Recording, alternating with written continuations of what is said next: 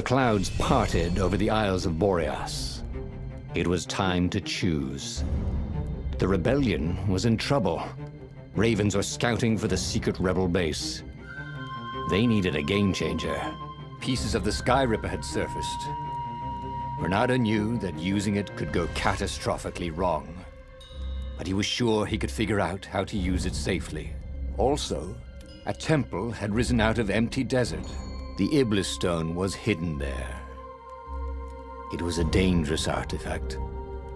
It could corrupt its user into a bloodthirsty monster. Maybe he could find a way to use it, to take its power without surrendering to its wickedness. And also, his old friend Lupino needed rescuing.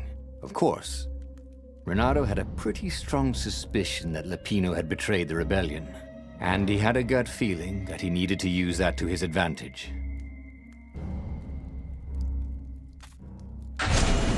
Every child knew about the Sky Ripper. The Transcendent Emperor had buried its pieces deep. And then, this Emperor's horrific sacrifices had brought it back to the surface. Renato wasn't exactly sure how to use the legendary weapon. But surely, there must be some way to do it without provoking another catastrophe. Had he, somehow, summoned the long-lost components of the legendary weapon out of the deep places of the Earth? It was more than Renato could fathom. But if he could find a legendary weapon, he would use it.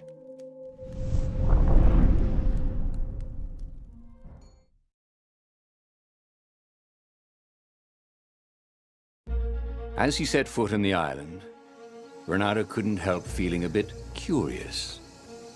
Was Lupino still waiting to be rescued? No. He was probably drinking champagne with the ravens.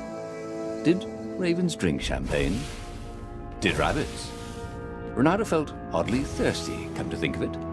Why had he chosen the Sky Ripper? Renato never made plans that required constant vigilance. He was a hero. He didn't think too much. He just went with his gut and hoped it all worked out. The Sky Ripper was a long shot. He'd have to devote himself to it. No side journeys, no rescuing old friends. That was against his nature. Could he stick with it?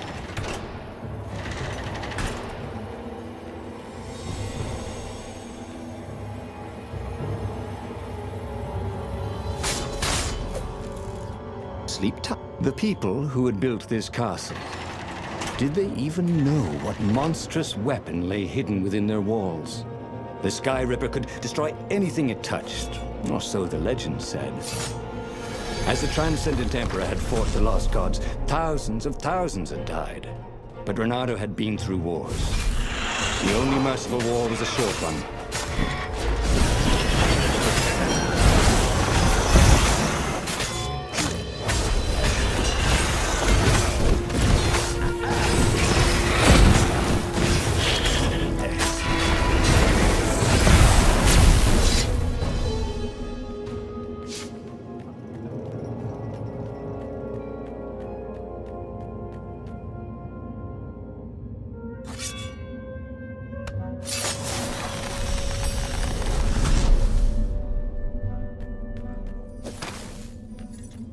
When he was still a thief, Renato had always been attracted to the women with the biggest chests.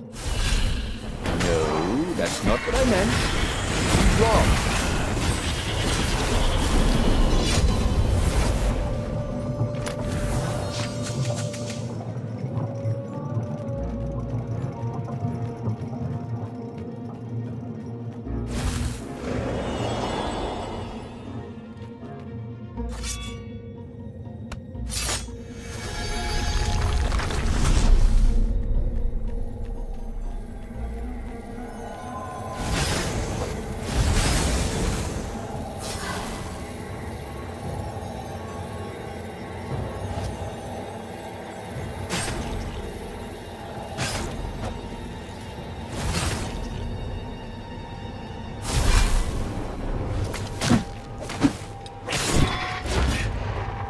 Say hi to gravity for me.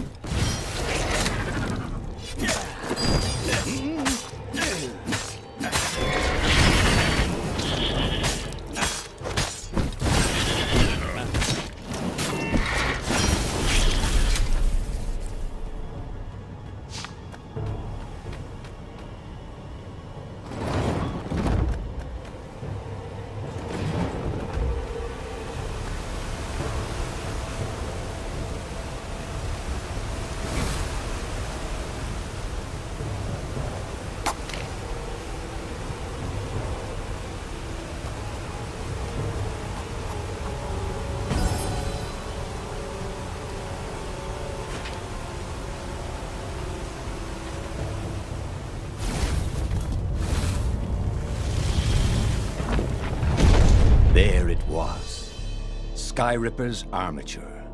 The stuff that dreams are made of. Engineers' dreams, anyway. The device was intricate. No one alive had the skill to make a thing like it. How was it part of a weapon at all? He'd have to ask a scientist. But first, he'd get the second piece. Sky Ripper had a heart. A core that had come to rest on the next island. Well, there was another island he could reach. Zenobia had just invaded it with her father's Raven battalions. She must be encamped there still. But fighting Zenobia now, that made no sense at all. He'd already sacrificed one friend to get this armature, was it? He didn't need to hurry to face her. She would find him. Renato asked himself why he changed course to confront Zenobia.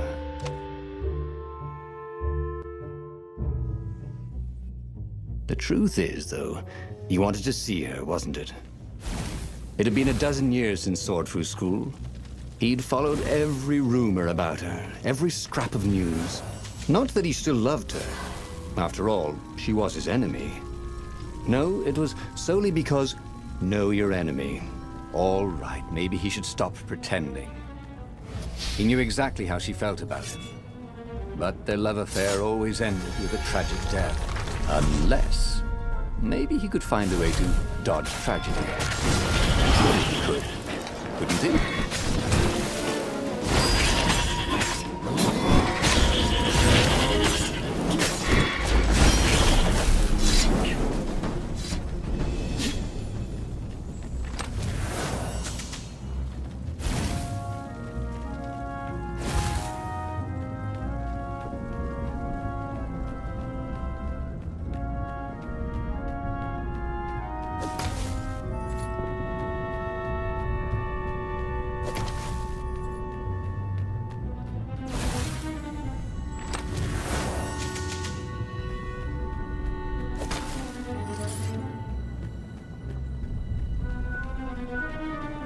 Can you guys actually tell each other apart? Because I'm thinking name tags.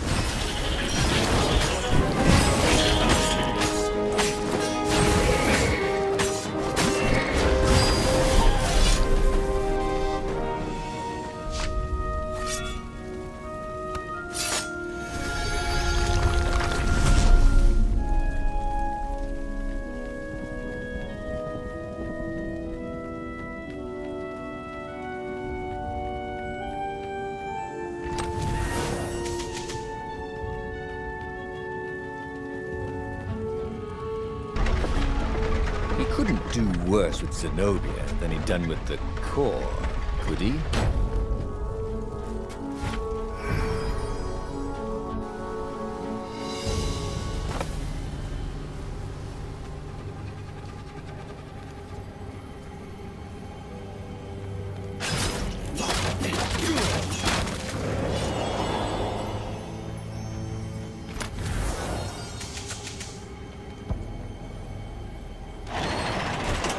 Renato wasn't entirely sure how he was going to capture Zenobia. She'd be expecting him. And he didn't have Lapino to cook up a clever plan. Why was it again that he hadn't got the core? Maybe because the results tended to be disastrous. These streets were familiar. The Swordfu School was closed now. But he had been down that street 1,000 times. He knew that pub. He knew that alley. He knew the alley behind it much too well. No wonder Zenobia had chosen to invade this island herself. There was a cat in this one. And something useful.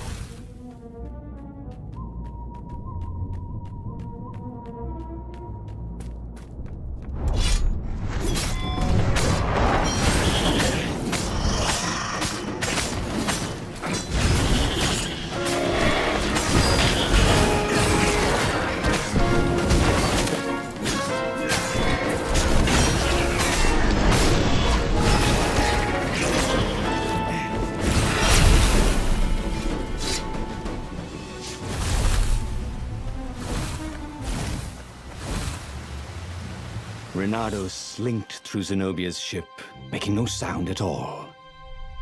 Where were her guards? Finally, he reached her bedroom. She was curled up on her bed. Oh, he'd forgotten how beautiful she was.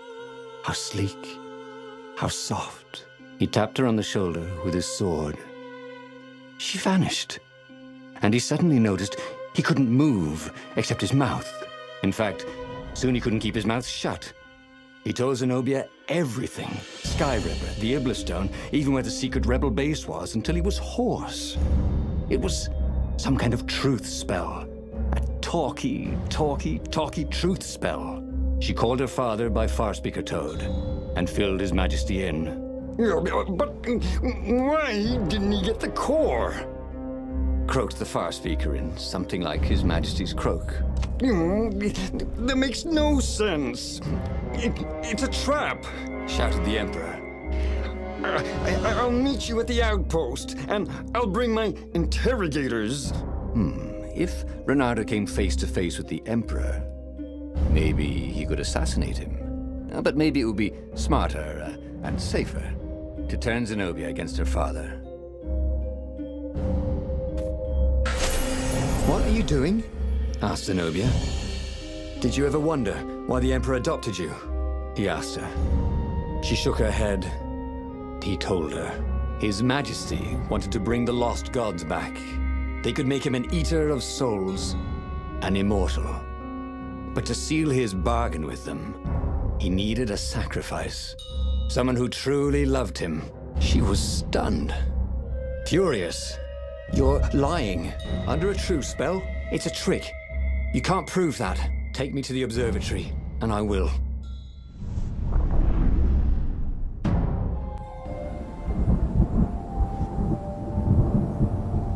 What kind of proof could you possibly have?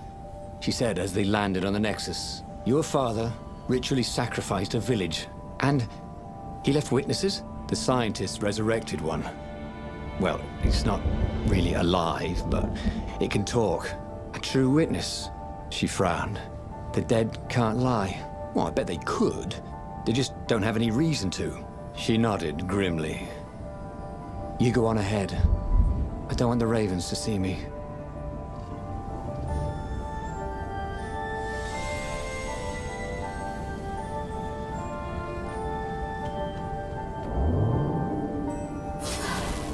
This would be the perfect place for a tic-tac-toe board.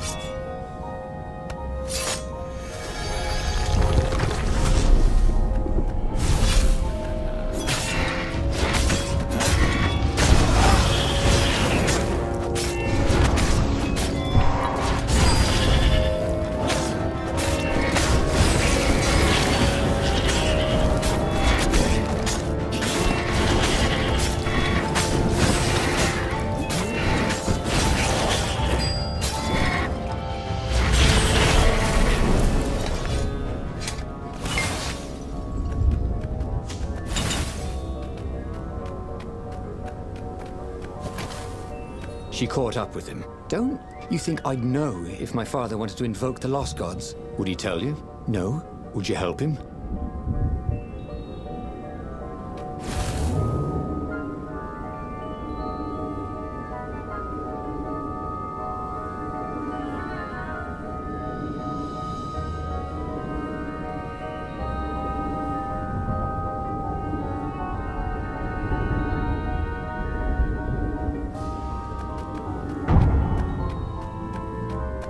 With all the secrets he revealed to the Emperor, the Ravens were probably heading for the secret base. Renato began to wonder if there would be anyone left to save if Zenobia changed sides.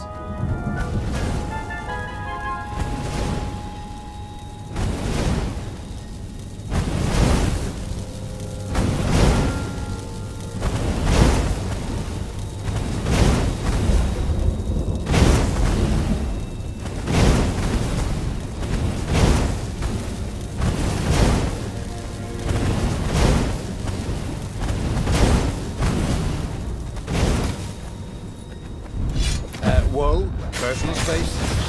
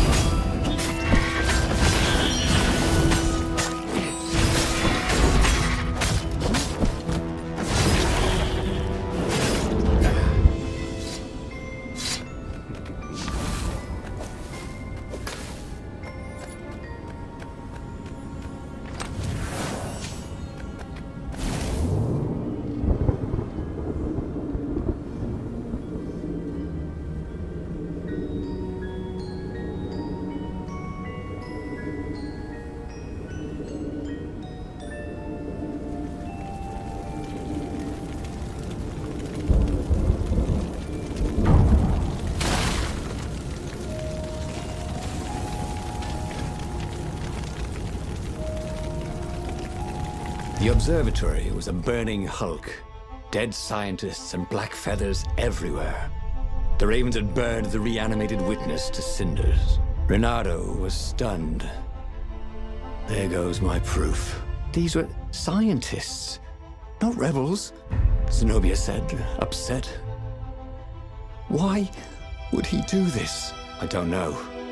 Let's go to the fleet and ask him. Yes. I'll meet you on the mountains. There's something I have to get first. But could he afford to meet her in the mountains? He'd given the Empire the location of the secret rebel base. They would need rescuing.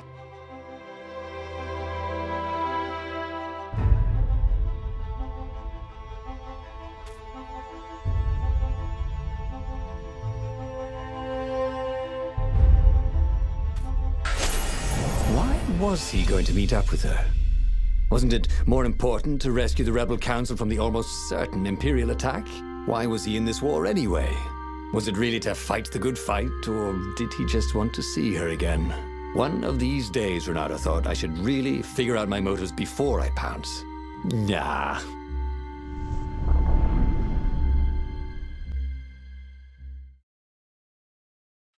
Was it true? Was he on this adventure just to see Zenobia again? The Imperial heir was not an easy cat to see. Well, she'd ignored all his Kwanzaa gifts. And on the other paw, trying to get a date by joining a war against your intended was, let's say, pretty optimistic. But on the back paw, thought Renato, yes, it sounded exactly like him. Good. I'm so glad we had this little chat, he told himself. I think this is yours, said Renato. But he couldn't hear his enemy's answer.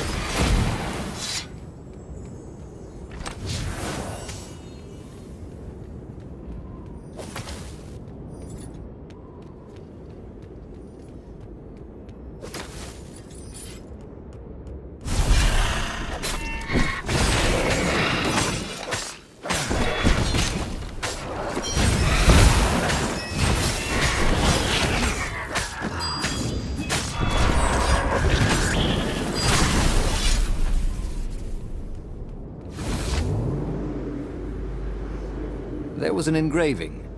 Maximum capacity, 130 people.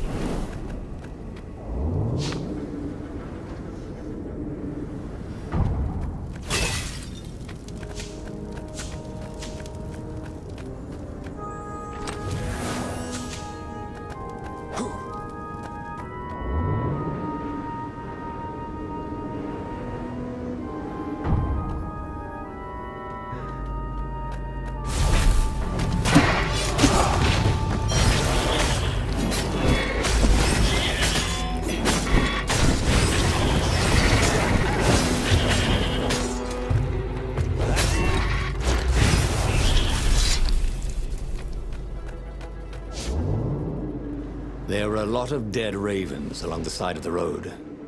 Someone had rampaged through here on a killing spree. What had Zenobia gone to get? He had a chilling feeling it was the Iblis. Zenobia was leveled. A stone that could make anyone bloodless.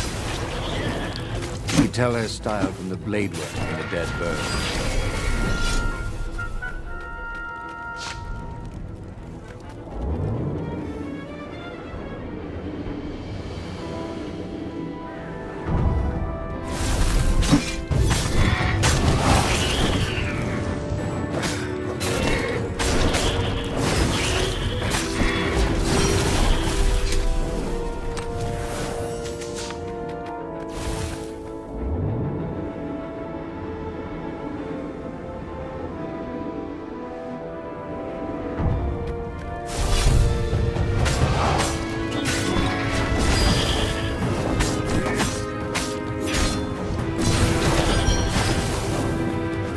Fresh meat.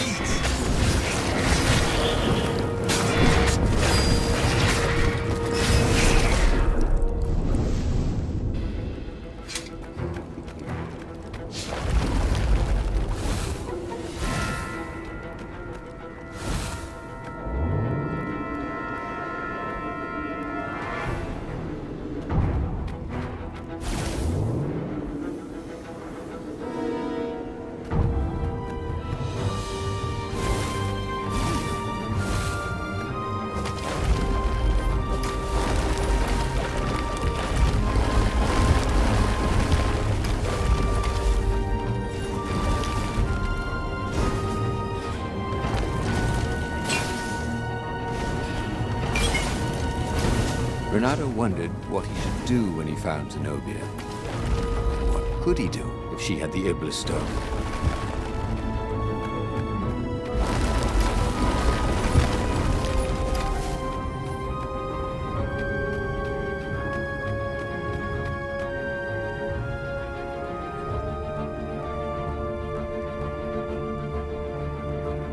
He reached the summit, expecting no one. But there she was, steaming, pacing. I'm gonna kill him, she said. I'm gonna kill all his ravens, and then him, and then his family, and all the eggs and tadpoles. And then I'm gonna burn down their pond. Did you go and get the Iblis stone? You see, all these ravens I killed. So much power. Yeah, great, Renato said. You really want power from a demonic rock? You want the stone, don't you? Not really. Good. I'd rather not have to kill you. He told her he loved her. That he wouldn't let the Iblis stone take her, even if he had to die for it. Well, he planned to tell her. Now didn't seem like the right time. She'd probably cool off in a bit. So he let her get in her ship and fly off. He rushed back to the Farfarer and followed her, keeping a healthy distance. Zenobia's ship was just visible through the clouds ahead. How could he reason with her? But he had to. The rebels were down for the count. No wonder. He'd betrayed the location of their base and then he'd abandoned them. And if she became Empress while she was in the grip of the Iblis stone, if she became Empress by murdering her father, she could still be a great Empress. But she could also be a nightmare Empress. She had to be stopped.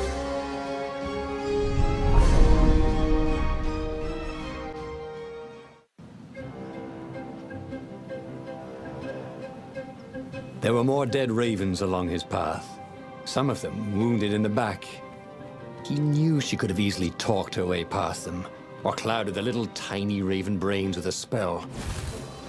She was going out of her way to kill everything in her path. This wasn't Zenobia, not as he knew her.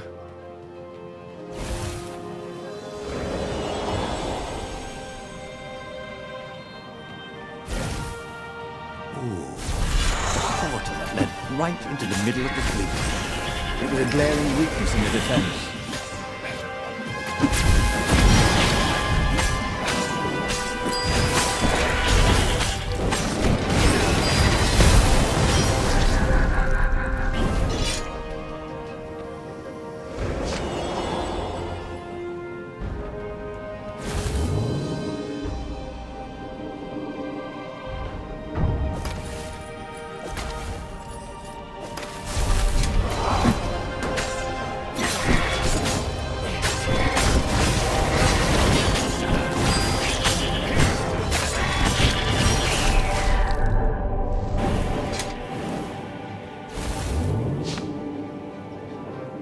Renato had always wanted a flying carpet.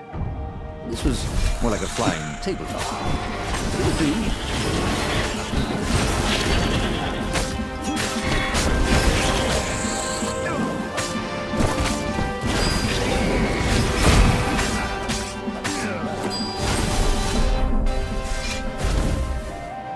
So, his beloved was possessed by the spirit of a demon. That's what it meant to be a hero. To brave the darkness in your loved one's soul. To have faith there was still good in her. To help her out of that darkness, no matter what the cost. But what? What could he do? She'd kill him if he tried to take the Iblis stone from her.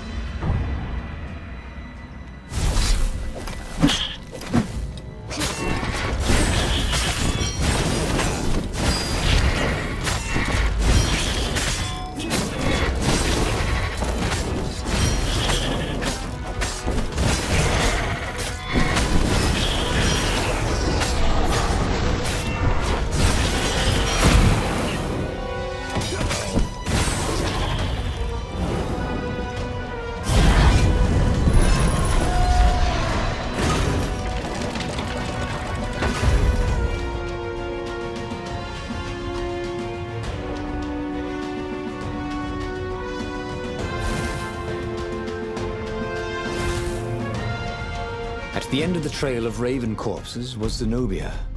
Her father was frantically rigging a strange apparatus wrapped around a glowing core. "Don't do it!" he shouted. "You'll hate yourself in the morning! Stay back!" she screamed in a horrible voice he'd never heard before. It froze him in his tracks. The Emperor stared at him. "Run!" he told the toad. "Or hop!" But he didn't manage to voice it, only think it. Zenobia stabbed her blade forward, and His Majesty fell dead. She began laughing hysterically. Or was she weeping? "Just walk away," she laughed at him. "I've no more use for you." There was something he needed to do, but he couldn't figure out what it was. So he did as he was told. As he walked away, he felt a chill in the world. The light in the sky seemed to dim. He didn't dare turn. He had a nagging feeling there was something he should have done just then. Something heroic. But he could not have taken the Iblis stone from her by force, and she would not have parted with it willingly. A cold wind blew from where she had been, but he still didn't dare turn. And then, an awful laughter filled the air, and all the torches and all the ships went out, and he realized what he should have done. But by then, it was too late to do anything. Oh, again? But he already had all the secrets he needed. He was sure of that. He must have not used them the right way. What was the best, worst mistake he could make? Probably trusting that traitor Lapino.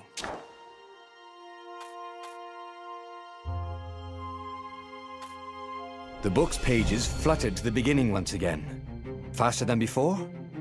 And he fell. The clouds parted over the Isles of Boreas. It was time to choose. The rebellion was in trouble. Ravens were scouting for the secret rebel base. They needed a game changer. Pieces of the Sky Ripper had surfaced.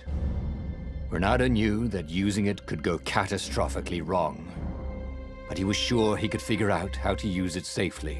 Also, A temple had risen out of empty desert. The Iblis stone was hidden there. It was a dangerous artifact. It could corrupt its user into a bloodthirsty monster. Maybe he could find a way to use it, to take its power without surrendering to its wickedness. And also, his old friend Lupino needed rescuing. Of course, Renato had a pretty strong suspicion that Lupino had betrayed the rebellion, and he had a gut feeling that he needed to use that to his advantage.